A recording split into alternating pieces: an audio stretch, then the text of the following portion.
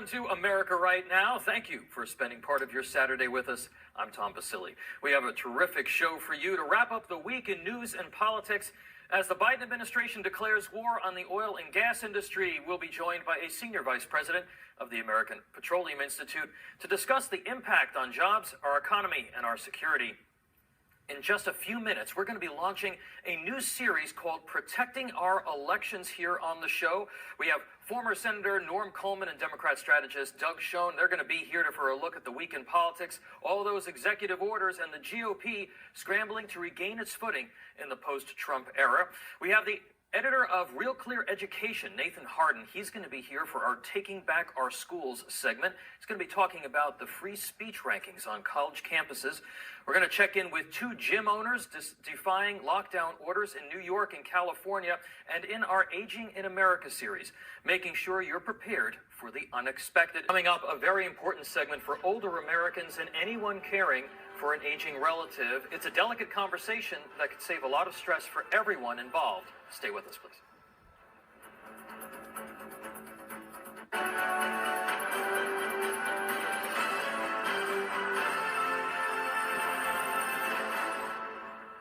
Welcome back to America Right Now. It's the conversation that nobody wants to have, but every caretaker needs to have. How do you prepare for the inevitable or the unexpected?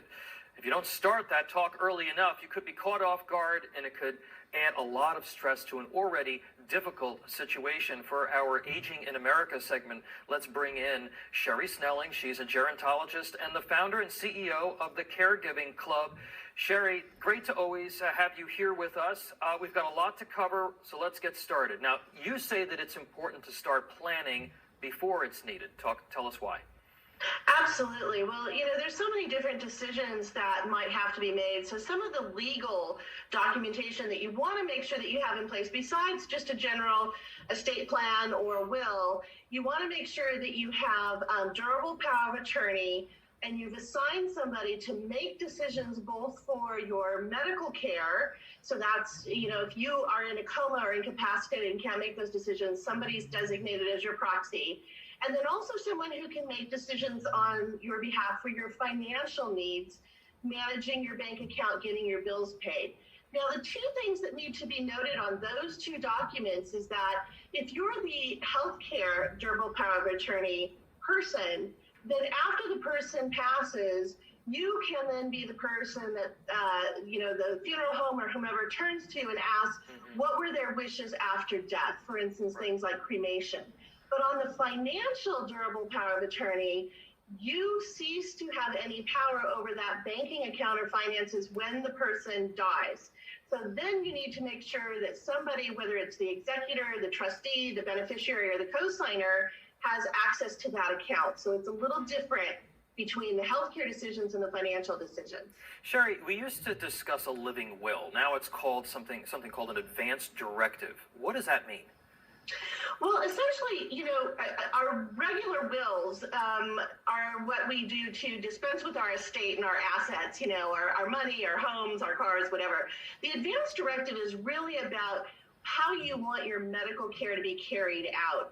And so, again, this goes back to you are making decisions about end-of-life care or life-saving support. Do you want to be put on an intubation tube? Do you want to be do not resuscitate? Do you want to be an organ donor? All of those types of things are typically in a living will. So it's really about your health care throughout your life. Now, look, nobody wants to have this conversation. It's the hardest thing. Spouses say, I don't want to talk about this. Your parents say, yeah, I don't want to deal with it. But you have to have the conversation. How do you broach it? Because it is overwhelming for people, and it is very uncomfortable. Yeah, and I think you bring up something really important, Tom, and that is that we have to have these family conversations when everybody can participate and learn the wishes. I think the most important thing is, there's a lot of paperwork that has to be handled once somebody passes. There's a lot of decisions that maybe have to be made, and you want to make sure that you have a great advocate that can support you if you aren't willing or able to make those decisions and carry those things out. And that's why it's so critical for typically we default to the spouse, right? And that's more of a natural person that would make those decisions on your behalf.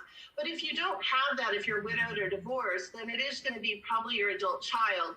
So at the very least, making sure that your adult child knows what your wishes are, and also where to find the information. Where is the paperwork? Where can I, get the the security box key or whatever it happens to be. Those are really critical. And keep in mind, we also now have a digital footprint. So it's really important to maybe list the types of either social media or accounts and their passwords, so that your advocate, your person can then make sure that there's no identity fraud, for instance, on your accounts, and that also that nobody's hacking into your accounts or using them. All right, Sherri Snelling, great actionable information for us here on America Right Now this Saturday. Thank you so much for your time. Great, thanks.